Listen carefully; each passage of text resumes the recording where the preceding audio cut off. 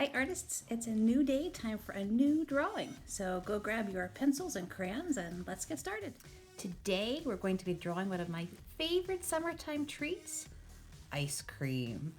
We're going to be making a nice big ice cream cone. On the bottom of my paper, and I'm going to start all the way down here so I have plenty of room for my ice cream on top. I'm going to make a nice big letter V, and that will be the cone for my ice cream. On the top of the V, I'm going to make a wiggly line so it looks like the ice cream is beginning to drip down a little bit. I'll start on the one side of the V and go down and up and down and up. They can be all different lengths. Some can be little drips, some can be big drips. And I'm even going to continue lines on the outside. I have two curves on the outside of the V to make it look like my ice cream is actually all the way around my ice cream cone. Then from the top of that curve, I'm going to draw another curve that bumps up a little bit. Not the whole way around, just a little curve. Almost like a sideways smile. I'll do the same thing on this side. Now sometimes I have a hard time picking out which flavor of ice cream I want. So we're going to make a really tall ice cream cone and you can put on as many scoops as you wish. If you want to have just one scoop of ice cream, you can end your ice cream here by finishing the circle. I'm going to put another scoop on mine. So just like I did down here with the wiggly line, I'm going to do the same thing up here at the top of these curves. Starting at the top of this curve, I'll go up and down and make my drips. Curve over, and then a big bump and a big bump. Now once again, if you want to have your ice cream end there, you can finish the bump, or if you want to add another scoop, go ahead and add another one. I think I'm going to add one more scoop to my cone. Curves, small bumps,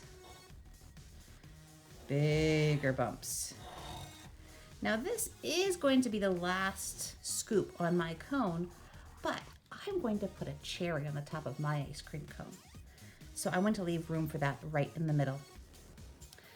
Right in the middle, that big space I have here, I'm going to draw a circle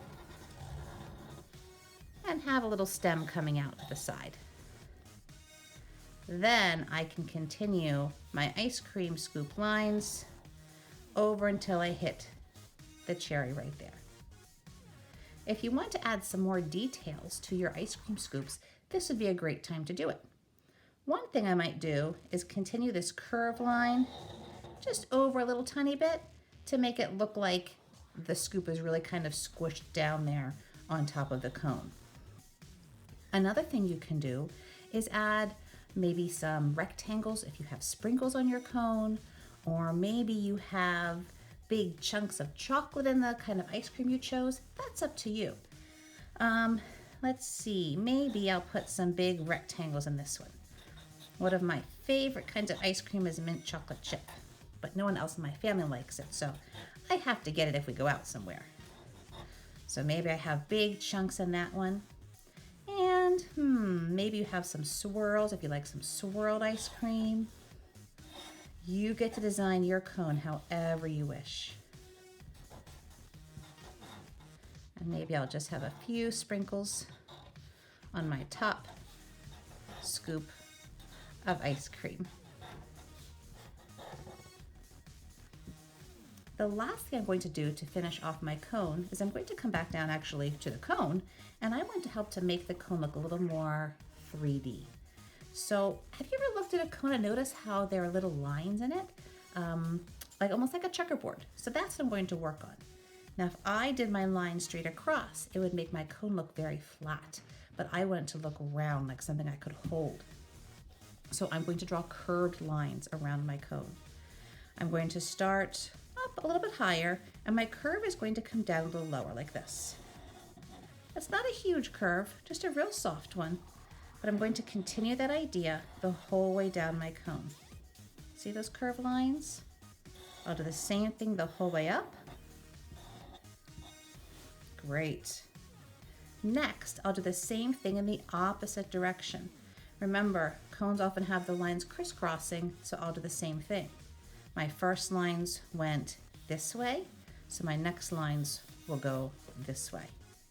Starting a little higher here, on my left, I'll curve to the right and keep those curves going. There we go. Now that kind of crazy looking checkerboard helps make my cone look a little more 3D. And now it's time to color.